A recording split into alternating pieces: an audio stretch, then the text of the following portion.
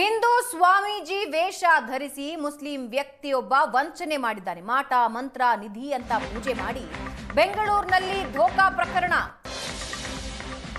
ನಿಮಗೆ ಮಾಟ ಮಾಡಿದ್ದಾರೆ, ಪರಿಹಾರ ಮಾಡಿಸ್ತೀನಿ ಅಂತ ಈತ ಅಂದಿದ್ದ. ಪೂಜೆ ಮಾಡಿ ಮನೆ ಸುತ್ತಮುತ್ತ ಮಡಿಕೆ ತೆಗಿತಿದ್ದ. ಈತನ ಹೆಸರು ದಾದಾಪೀರ್. ತಾನೇ ಹೂತಿಟ್ಟ ಮಾಟ ಮಂತ್ರದ ಮಡಿಕೆ ಅಂತ ಹೊರಗೆ ತೆಗಿತಾ ಇದ್ದ. ಇದರ ಪರಿಹಾರಕ್ಕಾಗಿ ಪೂಜೆ ಮಾಡಬೇಕು ಅಂತ ಈ ವಂಚಕ ಹೇಳ್ತಾ ಇದ್ದ. ಮಡಿಕೆಯಲ್ಲಿ ಮನೆಯಲ್ಲಿರೋ ಎಲ್ಲಾ ಚಿನ್ನಾಭರಣ ತಂದುಬಿಡಿ ಅಂತ ಹೇಳಿ ಮನೆಯವರನ್ನ ಹೊರಗೆ ಹೋಗಿ ನಾನು ಪೂಜೆ ಮಾಡಬೇಕು ಅಂತ ಹೇಳ್ತಾ ಇದ್ದ. ಅದಾದ ಮೇಲೆ ಮಡಿಕೆಯಲ್ಲಿದ್ದ ಚಿನ್ನಾಭರಣ ತೆಗೆದುಕೊಂಡು ಕಲ್ಲು ಹಾಕ್ತಿದ್ದ. ಬಟ್ಟೆಯಿಂದ ಮಡಿಕೆ ಮುಚ್ಚಿ 48 ದಿನ ನೀವು ತೆಗಿಬಾರದು ಅಂತ ಹೇಳ್ತಿದ್ದ. ತೆಗೆದ್ರೆ ಮಾಟ ಮಂತ್ರ ಪರಿಹಾರ ಆಗಲ್ಲ ಅಂತ ಹೆದರಿಸ್ತಾ ಇದ್ದ. ಅಷ್ಟರೊಳಗೆ ರಾಜ್ಯ ಬಿಟ್ಟು ಈತ ಪರಾರಿಯಾಗ್ತಾ ಇದ್ದ. 48 ದಿನ ಆದ ಮೇಲೆ ಮಡಕೆ ತೆಗೆದು ನೋಡಿದ್ರೆ ಅದರಲ್ಲಿ ಬರೀ ಕಲ್ಲು. ಹುಳಿಮಾವು, ಬಳ್ಳಾರಿ, ಶಿವಮೊಗ್ಗ ಸೇರಿ ಹಲವಾರು ಕಡೆ ಈತ ವಂಚನೆ ಮಾಡಿದ್ದಾನೆ. ಗೋಲ್ಡ್ ಎಗರಿಸ್ತಾ ಇದ್ದ ಈ ಮುಸ್ಲಿಂ ವ್ಯಕ್ತಿಯನ್ನ ಪೊಲೀಸರು ವಶಕ್ಕೆ ಪಡೆದಿದ್ದು ಸದ್ಯ ಆರೋಪಿಯನ್ನ ಬಂಧಿಸಿ ಚಿನ್ನ ವಶಕ್ಕೆ ಪಡ್ಕೊಂಡಿದ್ದಾರೆ ಪೊಲೀಸರು. ಸುಮಾರು 480 ಗ್ರಾಂ ಚಿನ್ನಾಭರಣಗಳನ್ನ ಪೊಲೀಸರು ಜಪ್ತಿ ಮಾಡಿದ್ದಾರೆ. 53 ಲಕ್ಷ ಮೌಲ್ಯದ 485 ಗ್ರಾಂ ಚಿನ್ನವನ್ನ ವಶಕ್ಕೆ ಪಡ್ಕೊಂಡಿದ್ದಾರೆ ಪೊಲೀಸರು.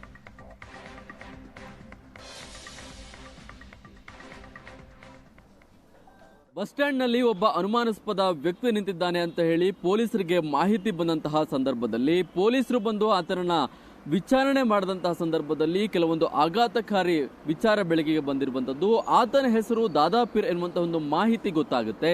ಅದಾದ ನಂತರ ಆತ ಸ್ವಾಮಿಗಳ ಹೆಸರಲ್ಲಿ ಜನರಿಗೆ ವಂಚನೆ ಮಾಡ್ತಿದ್ದ ಅಂತ ಹೇಳಿ ಬೆಳಕಿಗೆ ಬರುತ್ತೆ. ಅದೇ ಸಂದರ್ಭದಲ್ಲಿ ಆತನ ಬಳಿ ಕೆಲವೊಂದಿಷ್ಟು ಚಿನ್ನಾಭರಣಗಳು ಕೂಡ ಪತ್ತೆ ಆಗ್ತವೆ. ನಾನೀಗ ಪ್ರಸ್ತುತವಾಗಿ ಆ ವ್ಯಕ್ತಿ ಪತ್ತೆ ಆದಂತಹ ಜಾಗದಲ್ಲಿದ್ದೇನೆ. ನೀವೀಗ ಪ್ರಸ್ತುತವಾಗಿ ಗಮನಿಸ್ತಾ ಇರಬಹುದು, ಇದು ಹುಳಿಮಾವು ಪೊಲೀಸ್ ಠಾಣಾ ವ್ಯಾಪ್ತಿಯ ಕೋಳಿ ಫಾರಂ ಗೇಟ್ ಬಸ್ ಸ್ಟಾಪ್. ಈ ಬಸ್ ಸ್ಟ್ಯಾಂಡ್ ನಲ್ಲಿ ಒಬ್ಬ ಅನುಮಾನಾಸ್ಪದ ವ್ಯಕ್ತಿ ನಿಂತಿದ್ದಾನೆ. ಅದನ್ನ ಪತ್ತೆ ಹಚ್ಚಿ ಸ್ಥಳೀಯರು ಪೊಲೀಸರಿಗೆ ಮಾಹಿತಿಯನ್ನು ನೀಡುವಂತಹ ಕೆಲಸವನ್ನು ಮಾಡ್ತಾರೆ. ಇಲ್ಲಿ ಅನುಮಾನಾಸ್ಪದವಾಗಿ ಒಬ್ಬ ವ್ಯಕ್ತಿ ಓಡಾಟವನ್ನ ಮಾಡ್ತಿದ್ದಾನೆ. ಆತನ ಕೈಯಲ್ಲಿ ಚಿನ್ನಾಭರಣಗಳು ಕೂಡ ಇರುವಂತೆ ಕಾಣ್ತಾ ಇದೆ. ಆತನನ್ನ ಪರಿಶೀಲನೆಯನ್ನ ಮಾಡಿ ಎನ್ನುವಂತ ಒಂದು ಮಾಹಿತಿಯನ್ನ ಸ್ಥಳೀಯರು ಪೊಲೀಸರಿಗೆ ಕೊಡ್ತಾರೆ. ಆ ಸಂದರ್ಭದಲ್ಲಿ ಹುಳಿಮಾವು ಪೊಲೀಸರು ಸ್ಥಳಕ್ಕೆ ಬಂದು ಆತನ ಪರಿಶೀಲನೆ ಮಾಡುವಂತ ಕೆಲಸವನ್ನು ಮಾಡ್ತಾರೆ. ಆತನ ಕೈಯಲ್ಲಿ ಕೆಲವೊಂದಿಷ್ಟು ಹೆಣ್ಣು ಮಕ್ಕಳ ಚಿನ್ನಾಭರಣವೂ ಕೂಡ ಇರುತ್ತೆ.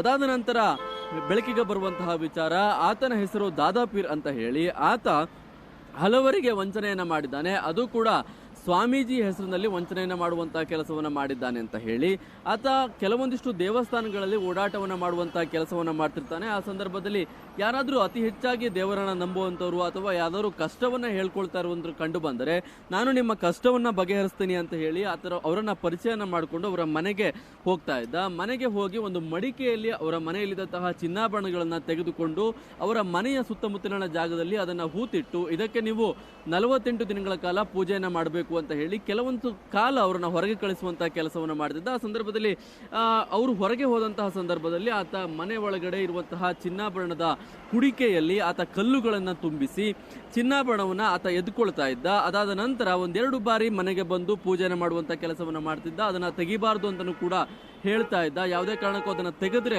ಪೂಜೆಗೆ ಭಂಗ ಆಗುತ್ತೆ ಅಂತ ಹೇಳ್ತಾ ಇದ್ದ. ಅದಾದ ನಂತರ 1-2 ಬಾರಿ ಮನೆಗೆ ಬಂದು ಪೂಜೆಯನ್ನ ಮಾಡಿ ತದನಂತರ ಬೇರೆ ರಾಜ್ಯದ ಬಸ್ ಹತ್ಕೊಂಡು ಆತ ಪರಾರಿ ಆಗ್ತಾ ಇದ್ದ.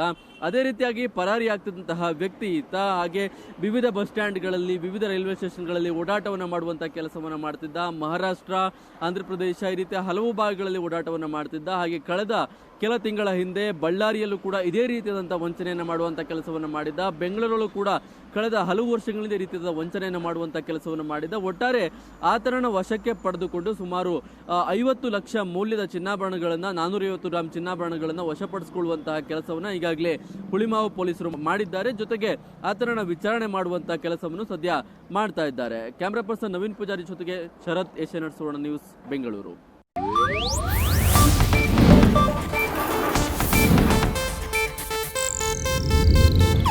ಇದು ಏಷ್ಯಾನೆಟ್ ನ್ಯೂಸ್ ನೆಟ್ವರ್ಕ್ ಪ್ರಸ್ತುತಿ.